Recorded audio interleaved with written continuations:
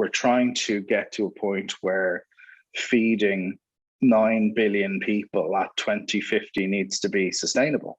And in order to do that, we need to have sustainable crops that are not taking from the planet health, but actually helping sequester things like carbon dioxide from the environment. The reality is that the easiest way to do that, and I know you've seen a great documentary called Kiss the Ground, which goes into detail on this, is essentially by growing plant crops that can help.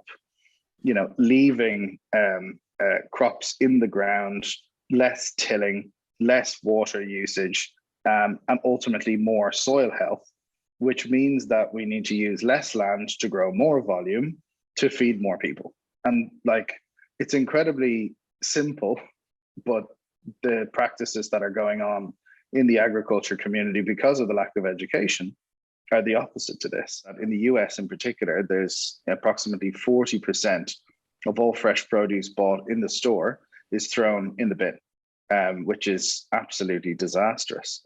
And if you buy frozen vegetables to replace those fresh vegetables, you're getting the nutrition, but you're also taking an average of a pound of fresh food waste out of the waste system.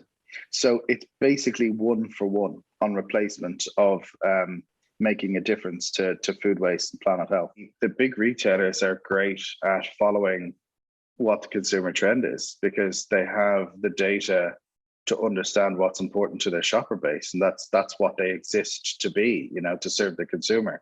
If you look at Waitrose and Sainsbury's, for example, they've created a B Corp aisle because they know that that's important to their consumers. So can an aisle become a supermarket? Well, if the aisle or the section didn't exist before, then why not?